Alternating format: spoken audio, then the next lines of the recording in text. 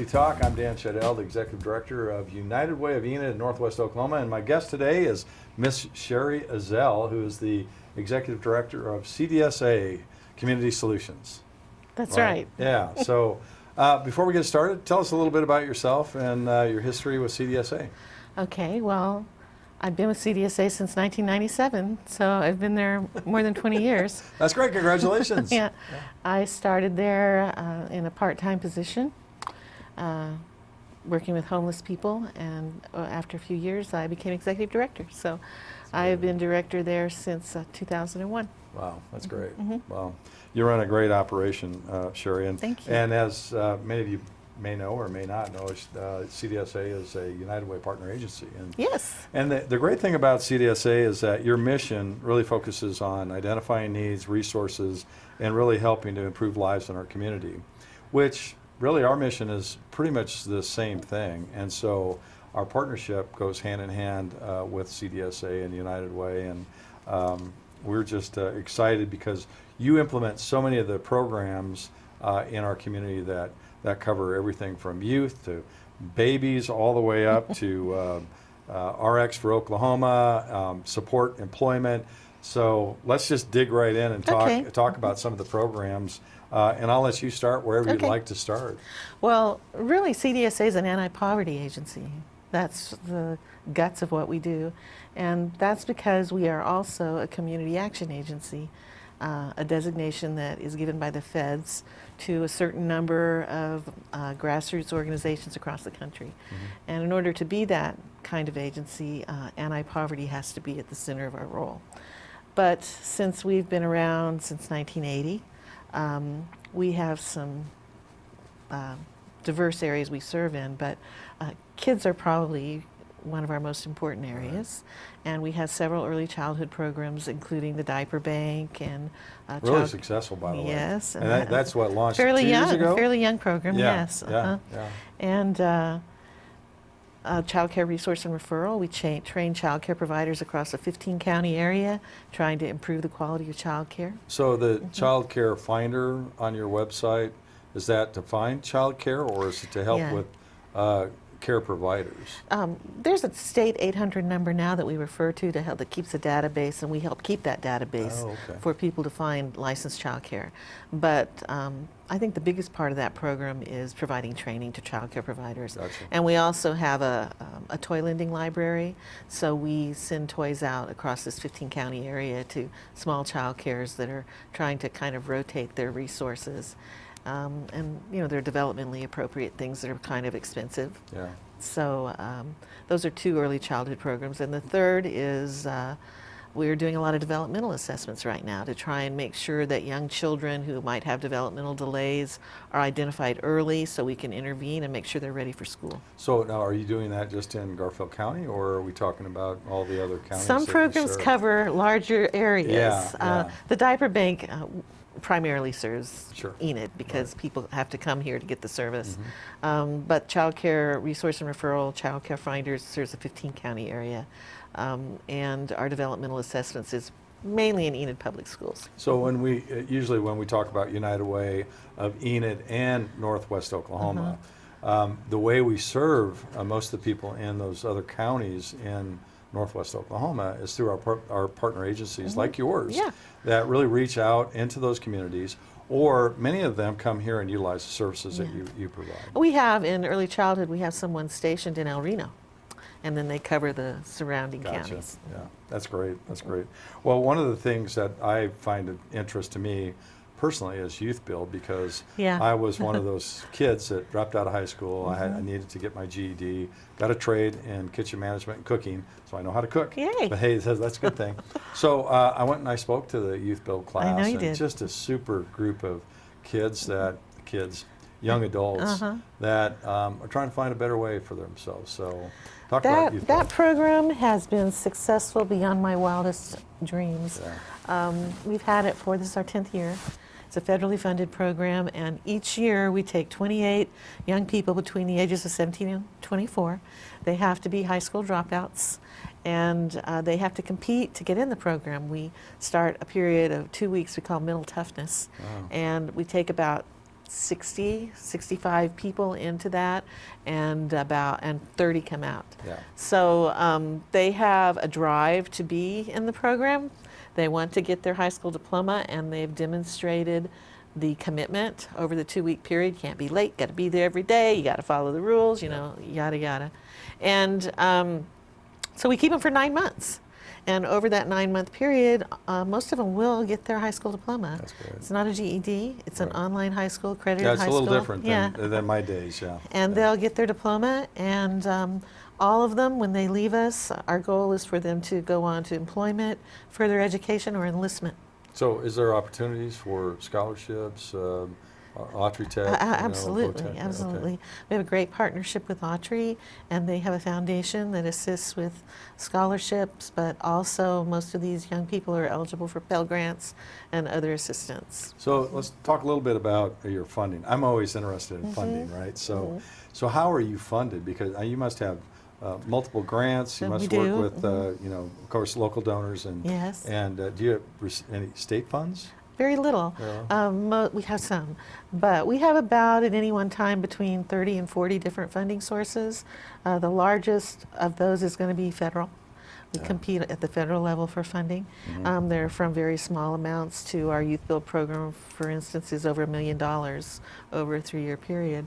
Our budget hovers around $3 million. So we're a very tightly regulated organization because we do receive so many state and federal funds, particularly federal funds. And so, of course, they always hold you to certain accountabilities. Do this, exactly this. Yep. Don't you dare do anything else. And and why? I want to stop there and say, and that is why United Way funding is so important to CDSA, because you let us do what needs to be done for our community. Right. And so sometimes United Way can fill a gap.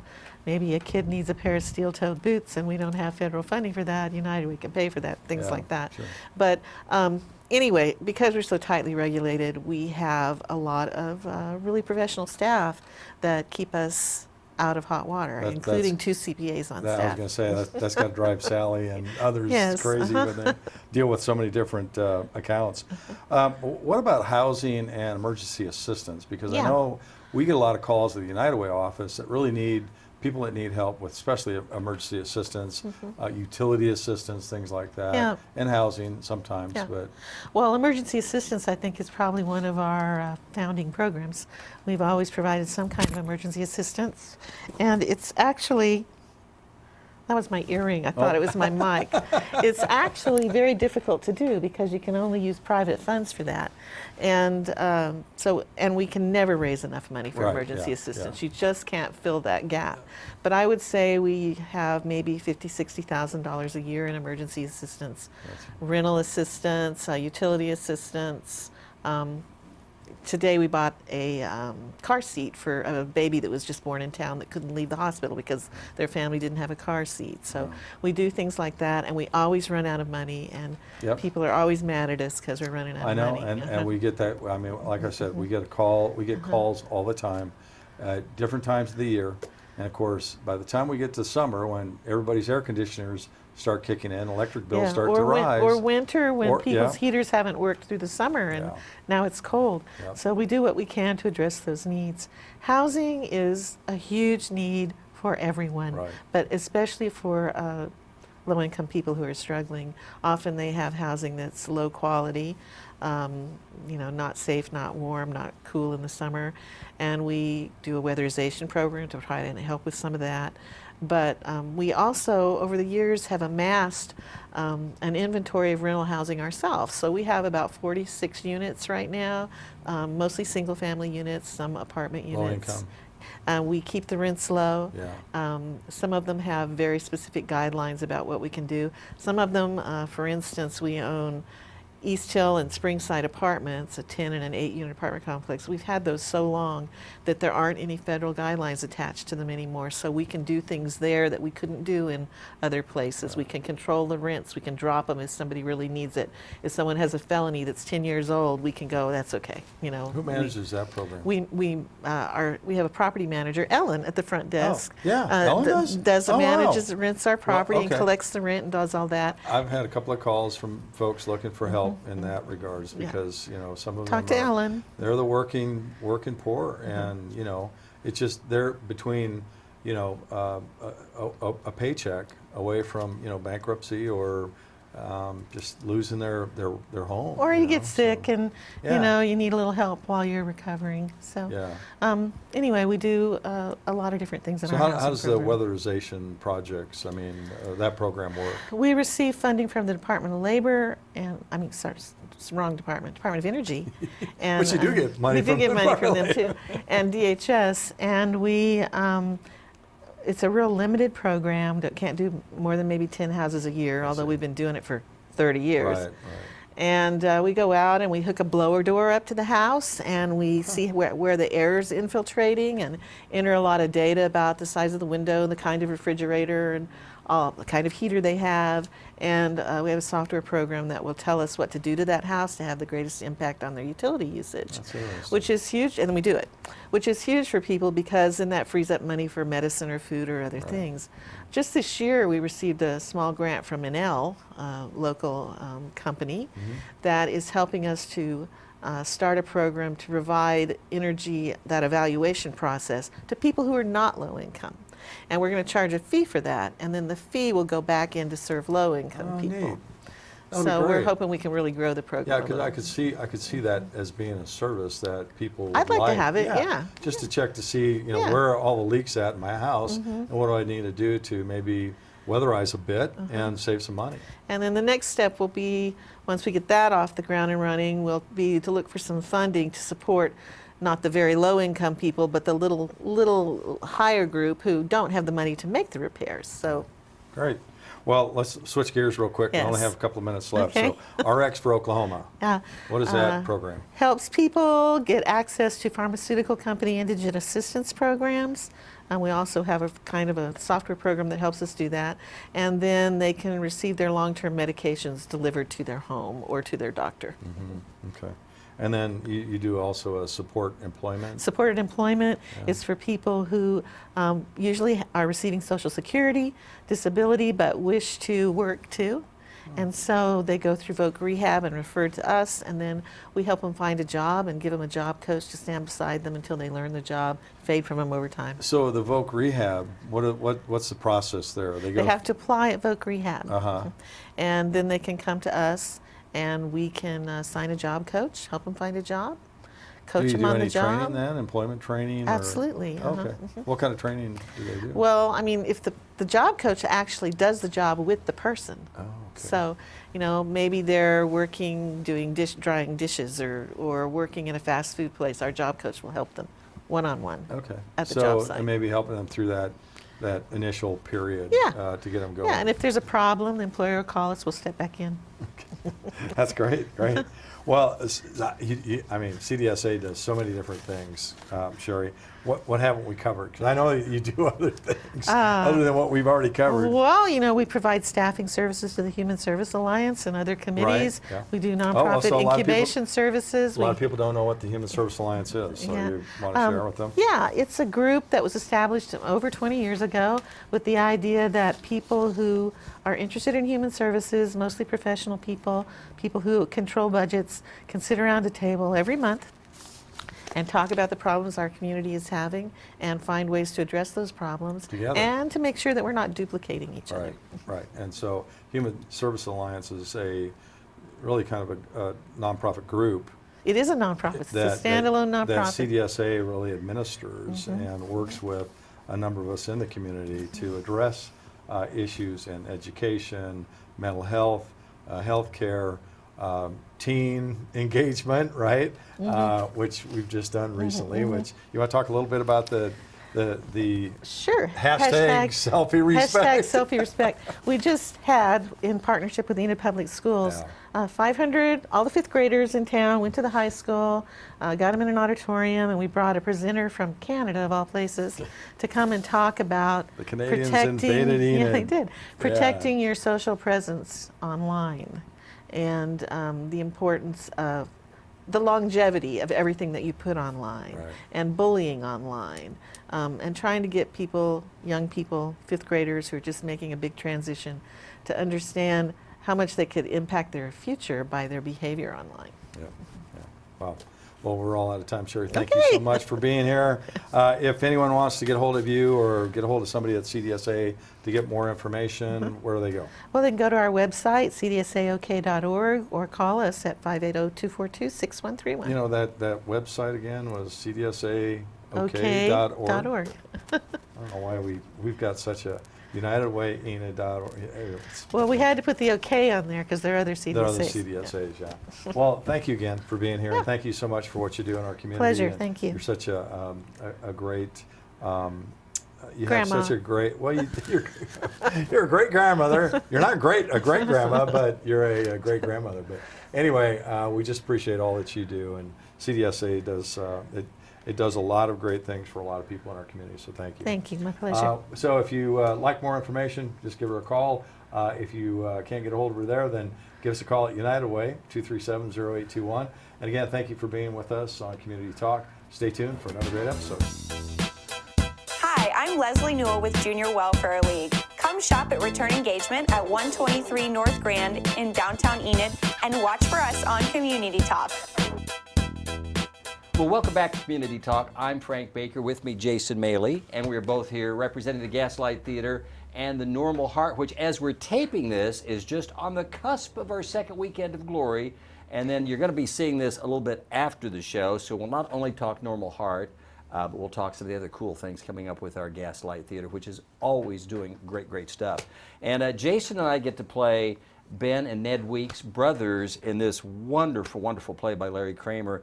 And Jason, kind of give us an overview. It's the AIDS crisis in New York City in the 80s, and it's just it's a powerful piece of work. Absolutely. I think the most striking thing is the play begins in 1981, which marked the very first cases of AIDS in New York City, and the fact that it was virtually unknown. There was no known cause. There was certainly no known cure, and so it kind of starts with those first few cases, and then the building of the frustration within the community that people are dying and no one knows what's happening. So there's a tremendous amount of urgency. And then the rest of the play takes place between that year and then 1984, which was maybe a little bit more of a turning point with some more visibility and some more information coming in, and it's like a virus being identified.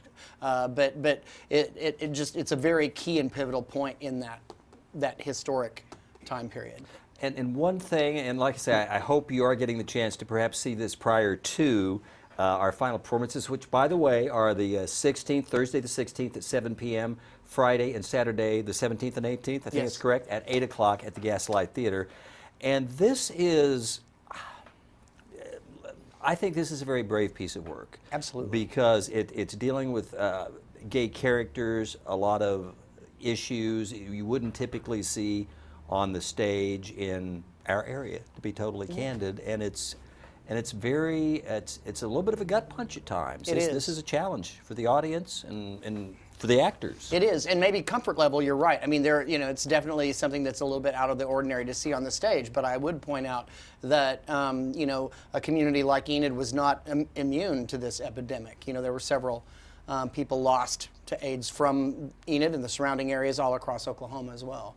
And one other thing before we dive back into the play, and I will try to stay together on this, but as we met with the crowd after our performances, because like I say, this is between our weekends, and we have had the chance to interact with several folks, family members who lost people to AIDS. And I think you used the right word. You said, I hope it's cathartic for them. And I hope it has been, because it's powerful stuff. Well, most of them have, told us a little bit about their story and then followed that up with a thank you.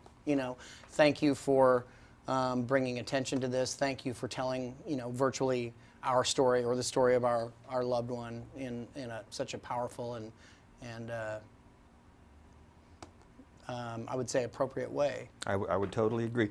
Now let's kind of get into the meat and bones of the play, because Larry Kramer, oh my goodness, this is so well written, because we've been doing this for a couple of years, but this is one of the best written plays in terms of dialogue I have ever worked with. I agree, 100%.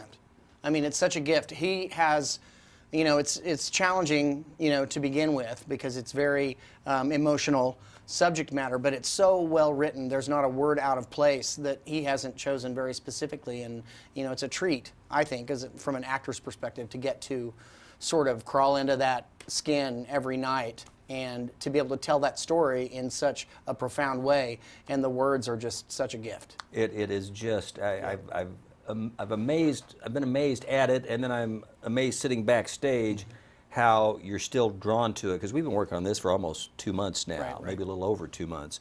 I want to make sure, and help me out if I forget anybody, I want to do a big shout out to our director and the cast members. Our director is Mitch Lyon, who also is in the cast. Yes. And we've got Chad Swanson, Jeremy Tipton, let me see, Katina Sunball. Yep. Almost called her by a Facebook name. Yes. Tony Buckley. You said Jeremy. And Alex Ewald. Alex Ewald. Oh, if we don't mention Alex, he would never forgive us. And of course, Frank Baker and Jason Maly. And we play brothers, and one of the things that is so fascinating is I was a younger brother to an older brother with about the same age difference between Jason and I. And beyond that kind of camaraderie and friction, there's also the fact that your character, Ned Weeks, is gay and his brother is straight, and somewhere between slightly and a fair amount homophobic too. And that it starts out, we have 2 major scenes. The first one is kind of brothers having a little bit of disagreement, and there's incredible warmth and love there. And the second one kind of rubber meets the road, and they Right. get down to kind of some, I don't want to say ugliness, but just the lack of Well, understanding it's a and compassion. frustration between being, obviously Ben and Ned are each other's support group, because they are brothers. But, they're such polar opposites in a lot of ways. And so there's just that sort of frustration of, I need you. You're the most important person in my life. Right. But you don't condone my existence in a lot of ways, from Ned's perspective. I don't know. I think there's some friction there that's very well written. Oh, very. And then, of course, the other storylines, because we talk about it deals with the AIDS crisis in New York City in the in the 80s, but then that so comes to life painfully in terms of the various storylines we follow. Your character's lover, portrayed by Alex Ewald, who contracts AIDS, and the organization trying to. It's just, it's touching, it's heartbreaking, it's emotional, it's just a wild. And I forgot the spoiler thing. I shouldn't have maybe given away as much as I did, but it's just kind of like hit by a Mack truck. Yeah, and it's an important story to tell because at the time, a lot of these people, globally now, all these years later, 39 million, isn't it? 39 million people have died of this plague. And, just the importance of telling that story, because at the time there was such a stigma attached to it that these people basically died in silence. They died not being able to, their families were, kept it under wraps, and there were a lot of things, and there was literally no one fighting for them. My character has a piece where he makes a comparison at the time to the AIDS epidemic, which was just starting, and the Tylenol scare, which I remember very well, which over a 3-month period there were 7 deaths because someone had tainted the Tylenol capsules, and it was a poisoning, and there were 7 deaths. And the New York Times over that period of 3 months wrote 54 articles about it. The same time period for the AIDS epidemic, there were over 1,000 cases, 256 deaths, and the Times had only written 7 pieces about it. So, just that. Just the lack stigma of awareness, and it took us back because it was here in Enid or wherever you were living at that time. It was just staggering how people were pushed into the fringe if they had contracted this. I guess we need to do a shout out, to our director Mitch Lyons, Yes. because he's a first-time director. Yeah. And to tackle something like this, I've mentioned to Carmen, I did kind of like a light, frothy dinner theater comedy, and I remember about 4 weeks in going like, darn, this is quite the brave challenge he accepted. I think the greatest thing that Mitch brings to the table is that, and I think it's true anybody that directs. I think that you do your best work when you come to something that you feel passionate about, and this was a story that he read and thought it needed to be told and was passionate about it. Spent about 1.5 years working with it, and having that kind of buy-in, I think sort of lays the groundwork for it being a very successful experience. But I've really, really enjoyed working with Mitch, and I think he's got a bright future. Yeah, he will be. As a In fact, director, he's going to be yeah. directing next summer. We can't tell you the play, but it will be. We'll talk about our reveal here in just a couple of minutes.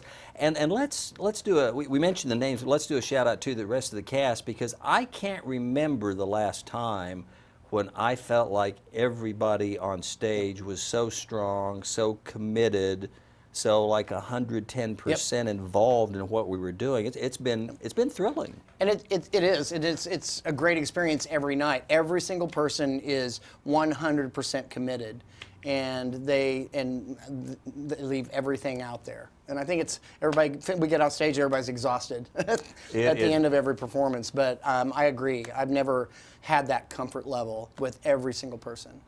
Now we're talking about the Normal Heart, and you may be seeing this after our final performances, which are May 17th at 7 p.m. I'm sorry, May 16th at 7 p.m. Thursday, and then the 17th and 18th of May, Friday and Saturday at 8 p.m. But there's more stuff coming. We have Shakespeare in the Park, which will be last week in June. Last week in June, Midsummer Night's Dream. It's always free to the public, right? So you just come out to Government Springs Park, and it's Friday, Saturday, and Sunday nights. It's going to be fun. And we have another, we talked about Mitch Lyons being a first-time director, Bailey Wilson. This, I believe, is going to be her directorial debut, I think. I think so. I'm not Maybe? sure. Or early in her directorial career, yes, we'll early say at that. least. Yes. And then, of course, Christy Ann Chase, who turns in the most wonderful shows, is going to be doing Mamma Mia for the summer musical, and that'll be fun. And that's in July as well. And Last 2 weekends in Yes. July, I think? Yes. And even though we've added a performance, I would encourage you to go to gaslighttheater.org if you want to go see Mamma Mia and get your tickets, because I think that bad boy is going to be sold out for a lot of the performances. Now, another thing we want to talk about, and we're pretty sure this is the first Friday Of in July. We started this last year where we did a reveal of the season, and I went to be supportive. I thought it was a great idea. I said, well, who's going to come to watch us reveal all the shows we're going to do? Turned out a bunch of people did. Yes. And it was huge. And so we're going to do it again this year, and we will reveal the entire 2019-2020 season. Yes. Yes. Now, you also, I guess we'll do one quick plug. You already had a sneak peek for your show. Let's talk about that, because have you had your tryouts yet? No, not till June. Not Okay. till June. But I'm directing in September the season opener of the 2020 season, a play called One Man, Two Governors. It's a British farce, very, very funny. It was on Broadway just in 2012, I believe, and James Corden won a Tony Award for it, and it is hysterical. So it's a great season opener. I'm really excited to be directing that. So you'll be seeing a lot more information on that coming up soon. We got just a couple of minutes left. One other thing I want to mention is, and Jason came back to Enid when? Early 90s, late 80s? Early 90s. Early 90s. Yeah. And I moved back to Enid in the early 80s, and we've both been involved in the Gaslight, and you back when you were even in your teen years. But I can't think of a time, thinking back, when we've had, I guess to use a football analogy, as deep a bench as we've got. We have got such a range of ages and enthusiastic participants. I mean, it's a lot of folks who want to be involved in community theater. It is, and we can always use more. So if you're Yes, we watching can. and you're thinking, I've always wanted to, to try that out, come and see us, and there's room for everybody. Yeah, what you can do is the Gaslight Theater newsletter. Just go to gaslighttheater.org. You can sign up for the newsletter. That will push you information about tryouts, say for Jason's show, or when the reveal is going to be, or tickets. You can find out what the show is going to be once the season is revealed. And we would love to have you involved in the audience or behind the scenes, because I always call it my extended, fun-loving, dysfunctional family, and I mean the dysfunction with love. Yes. And you can also find us on our Facebook page, the theater's Facebook page. A lot of information is put out every day on that page, so look up Gaslight Theater, Enid, Oklahoma, and keep an eye on that as well. Please do. He's Jason Maly. I'm Frank Baker. Thank you so much for watching this segment of Community Talk. And if you see this before the 16th and 17th and 18th of May, come see The Normal Heart. If you see it after the fact, go see some of our other great stuff at the Gaslight. Thanks for watching. Thank you. Hi, I'm Tricia Mitchell, Executive Director with the For Our Kids Foundation, whose mission is to provide support to children and adults with disabilities. Please look for us on Community Talk. Hi, I'm Cheri Perkins with Youth and Family Services, and I'm delighted that you could join us today. I brought with me a very special guest, Tasha Jantzen. Tasha is the Assistant Clinical Supervisor at Youth and Family Services, and I'm going to let her talk more about her credentials because I don't quite understand everything that you do. Okay. But I think this is a great opportunity to let folks know about some of our other programming. And, you know, our new slogan is, we are more than a shelter. Awesome. And so because I'm always raising money for the shelter, we tend to leave out all the other amazing programs that we offer at Youth and Family. So Okay. one of our big things that I wanted to talk to you and our folks at home today was about the ADSAC program. So would you start off by telling us, just tell us a little about yourself and start with ADSAC. Okay, well, I've worked at Youth and Family for 8 years now, and I'm a licensed alcohol and drug counselor and mental health counselor. I'm a licensed clinical supervisor, and I'm licensed as an SAP, which is a substance abuse professional, and I'll talk a little bit more about that and what that entails later. But you asked about ADSAC. So ADSAC's that weird acronym, right? Like Yes. everybody's like, what's ADSAC? They say, what does it stand for? And I get the beginning and then I get lost at the end. Yeah. Well, it's DUI school, technically, really. But in Oklahoma, we call it ADSAC, which stands for Alcohol, Drug, Substance Abuse Course. So in the state of Oklahoma, if you get a DUI, you'll lose your driver's license. And the Department of Motor Vehicles requires that you complete an ADSAC assessment and complete the recommendations of that assessment and complete your revocation and pay fees and stuff in order to get your license back. So you have to go through some sort of treatment program or a class in order to get your license back if you get into trouble for drinking and driving or using drugs and driving, right? So we have medical marijuana now, right? You cannot drive under the influence of that either. You can't get a DUI drug. We also use ADSAC. Some companies and Enid know about ADSAC, and they've added that to their protocol. So like if I go to work and I get a random UA, and I'm positive for alcohol or drugs at work, they may refer them into the ADSAC program. And so you have to go get the assessment. And then once you get the assessment, you score on a level 1 to 5. So like if you're a first-time offender, a level 1, maybe you made a poor choice. You made a mistake, right? And you just need a 10-hour class, and a victim's impact panel is a level 1 requirement. So it's just a 3-day class, but it teaches you a lot about alcohol and drugs, what they do to the brain, what they do to the body, and why we have the laws that we do to protect the public from people getting behind the wheel after using a substance, right, that alters their mind and alters their ability to safely operate a motor vehicle. So sometimes people make poor choices or they make a mistake, right? But then that's an opportunity to learn. Okay, so you said that's a 3-day course, Right, that's about 10 hours. And is there a cost to that? Yes, it's $150 for that class, and the state sets the fees for all ADSAC programming, so it doesn't matter where you go in Oklahoma. I can go to Oklahoma City, anywhere, and if I have to do an ADSAC assessment, it's $160, and then the 10-hour class is $150, no matter where I go. You have to go to a state certified agency, so our agency is certified, as well as I have 2 separate certifications as an ADSAC assessor and an ADSAC facilitator to teach the 10 and 24-hour classes. So a 24-hour class is a level 3, and that's a 6-week class, of which we do offer at Youth and Family. So we have the 10 and 24. Now, why would somebody maybe have to do level 3? What does that look like? Well, sometimes, like if you've had more than one offense. So if I've had 2 DUIs, I automatically cannot take the level 1 anymore, minimum level 3. And that's because I've done it once and the first class didn't work for me, right? So I need a more intense, probably, intervention. And some of that sometimes comes with 6 weeks of group therapy, so you're getting a little bit of a treatment modality versus education, right? So you're getting education and a little bit of treatment. But as you go up, level 4 is intensive outpatient services, which we don't offer. And the level 5 is residential treatment. So the goal is to find out where that person is. If you really have a substance use disorder, you might need a little more help than just a class.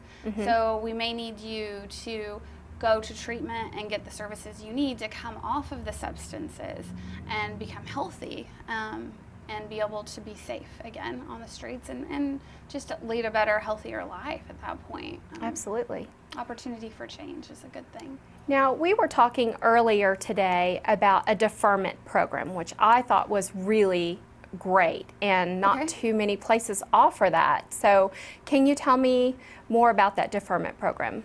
Yeah, it's new in Oklahoma. So we created a law. There's a law that was passed a couple years ago that allows first-time offenders for a drug-related crime, a misdemeanor crime. So if you're a first-time offender and it's a misdemeanor, then it's possible that you might get recommended to go into the deferment program. So then what happens is you're referred to us. In Garfield County, we're the ones that began the program at Youth and Family Services and designed it. And they'll come and do an assessment, and then they have to, there's similar levels, kind of like ADSAC, but different. The interventions are different, but we use the matrix, and we provide individual and group therapy for them, and then so we decide where they're at, right? They have to take an assessment and see if they need treatment, and they have to follow all recommendations, and once they do follow any of the recommendations, or follow all the recommendations, they can get their record expunged. So it's really cool as a first-time offender, especially if you're a young person and you're worried, like, how's this going to affect college? How's this going to affect my career choices? I got a possession of marijuana charge. That was dumb of me. I shouldn't have done that, you know. So it gives you an opportunity to go through the program, do what you need to do. If you complete everything, then you can have that expunged off your record, and it's not going to affect your future career choices because nobody's going to see it on your record. Right. Yeah. That's a wonderful program. You know, another thing we were talking about that I want our viewers to hear about is that how you work with DHS. And you were explaining to me that families who come in because they were court ordered and it's through DHS, that they don't have to pay for all the classes and things that are required of them because we have a contract with DHS, correct? Yes, we have a contract with the Department of Mental Health and Substance Abuse Services, ODMHSAS. So we have a contract with them that is called the TANF Child Welfare Contract, and that pays for if DHS refers the client to us, that pays for if we recommend treatment, the individual and group therapy if they come through our agency, and which I offer group therapy as well. I do that once a week at our agencies, and it pays for their urinalysis testing as well. So we've set up a program That's where we great. get them into the color system, and then they don't have that out-of-pocket expense. That can be quite costly. Yes. And so some of those parents may be required to do some anger management classes or some parenting classes through DHS, and so that's all part of our contract. Well, I'm not sure if the anger management is, honestly, because it has to be, it's covered for substance abuse services. Okay. Specifically. So say somebody comes in and we realize, okay, you've got a lot of trauma, there's some PTSD maybe happening here, but there's clearly no substance abuse. Well, then we would refer them to services where they could get that trauma treated that would meet their needs. So if they have Medicaid, we refer them somewhere that takes that, or they could come to us, right? Right. Or if We they have offer that private as well. insurance, they can come to us because I can Yes. take private insurance and see clients there. So we're contracted with a lot of them. But if it's a clear just mental health thing, yes, they can receive services. It just kind of depends on what's going on. So the contract we have with the Department of Mental Health for DHS specifically covers substance abuse services to help people get clean, to help them lead healthy lives so they can fully take care and enjoy their children. And that's a huge benefit because when you're in the process of trying to be reunited with your children and you're asked to meet all of these different criteria from DHS, it can be really expensive. So being able to have some of those things paid for through our contract is a real benefit to people. It's a huge For benefit, sure. yeah. because Well, we're that's almost stressful. out of time, but I was hoping that you might share with me one more thing. I'm sorry I've kept you talking It's so okay. much. But we were talking about people who have a CDL, and perhaps they run into some trouble with substances. Will you elaborate some more on that program? Sure. I am a certified SAP, which is a substance abuse professional. So this is a separate certification that's required for the DOT program. So if you work for a company that employs you and they are connected with the Department of Transportation, they have a specific set of rules that are required for you if you you are positive for alcohol or drugs on a random test for DOT. So if you do have your CDL and you want to keep it, you do have the opportunity to participate in the SAP program. So again, you would come to me and do an assessment. There's certain fees for certain things, and then you would have to be required to complete the recommendations of that assessment. And my job is to keep in contact with the resource professional at their company and to keep in contact with them and to make follow-up recommendations once they complete everything. So that's a separate certification, which I did just now renew. So, so that's available too for anybody that works for DOT. We have that available if they need it. Great. Well, thank you for sharing all that. Yeah. I think it's really useful information because, let's face it, we're all human, and making some mistakes or poor choices is going to happen to us at one point or another, and we may end up needing some services like what you provide at Youth and Family. So thanks so much for sharing all of that. And if you at home would like any more information on the ADSEC program or any of our other substance abuse programs, please feel free to call the office at 580-233-7220 or visit us at yfsenid.org. Thanks. If your nonprofit group would like to be on Community Talk, give us a call at 540-8918.